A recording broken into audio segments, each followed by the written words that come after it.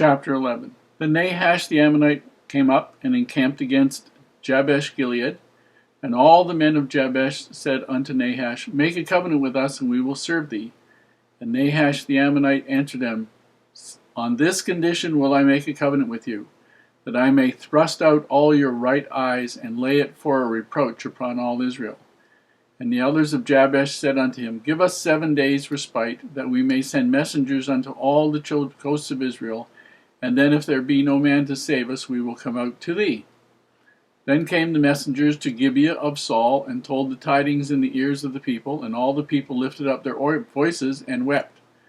And behold, Saul came after the herd out of the field, and Saul said, What aileth the people that they weep? And they told him the tidings of the men of Jabesh. And the Spirit of God came upon Saul when he heard of those tidings, and his anger was kindled greatly. And he took a yoke of oxen, and hewed them in pieces, and sent them throughout the coast, all the coasts of Israel, by the hands of messengers, saying, Whosoever cometh not forth after Saul and after Samuel, so shall it be done unto his oxen. And the fear of the Lord fell on the people, and they came out with one consent. And when he numbered them in Bezek, the children of Israel were 300,000, and the men of Judah 30,000.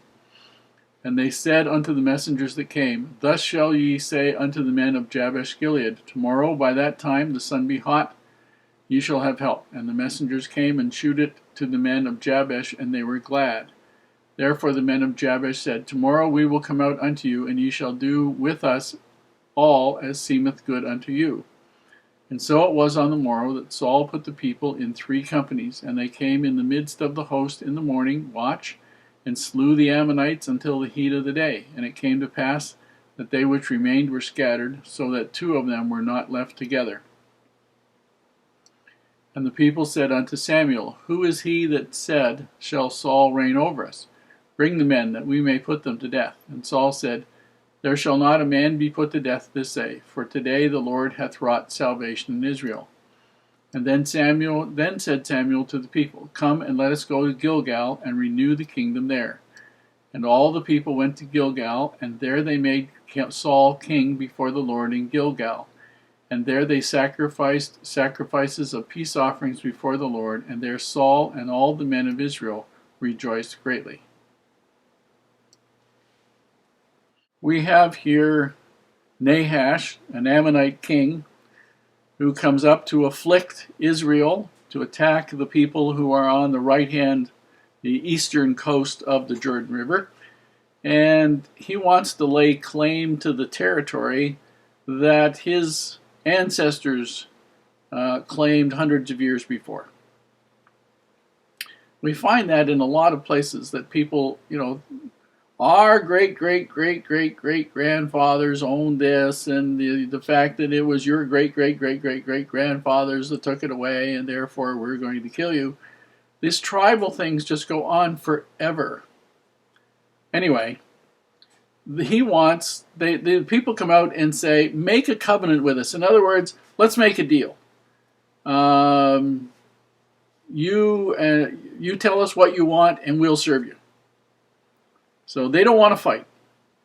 They just want to negotiate a settlement, and they're willing probably to pay tribute, pay a portion of what they have to Nahash, and let it go at that. Just write it off. And he says, well, I'll tell you what. You let me put out your right eyes and lay it for a reproach. And what that basically means, we think, is he's actually going to put out everybody's right eye, red hot poker sort of thing, and lay it as a reproach to Israel. In other words, all the rest of Israel was going to have to accept that he did this, and weren't going to try and get back at him, weren't going to attack him, weren't going to do anything to him for doing that. And as well, probably the rest of Israel might have to pay some kind of tribute to him so that he didn't do more to these people. These were all interesting situations with these people and what they had in mind. So they say, well, give us 7 days, and then they send people up to Saul.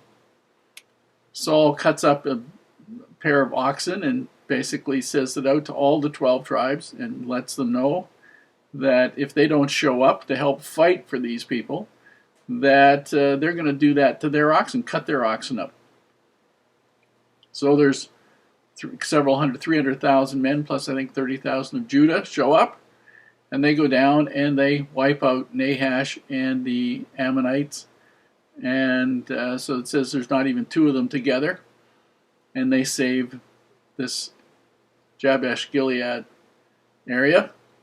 And then Samuel does something really, really smart. It appears as though the people were not particularly behind Saul as the king. It appears that some of the tribes may have rejected him to some degree. The rest of them weren't interested. They still had their tribal allegiances as the most important one. So having all of these men together to fight the battle, they went up to Gilgal. Gilgal was the Hebrew settlement that was a little bit north of Jericho, the city that had been destroyed when they first came into it. So just a little north of there is Gilgal. And there they have a great celebration where Samuel says they renew the kingship. Well, basically, they've just celebrated a great victory, and then they get together and everybody renews or makes their vows or sees Saul made king all over again. And this is a chance to actually take part in it and make the covenant that he's going to be the king and they're going to follow him, more so than it had ever been before. So you actually have the beginning of an active kingship where he actually had some authority over all of the 12 tribes because they had been there and they had made covenants to be obedient to him as the king. And because that had not happened up to that point in time. He was ordained, he was set apart, he was consecrated, whatever. But it seemed as though the obedience part, the willingness to follow him part,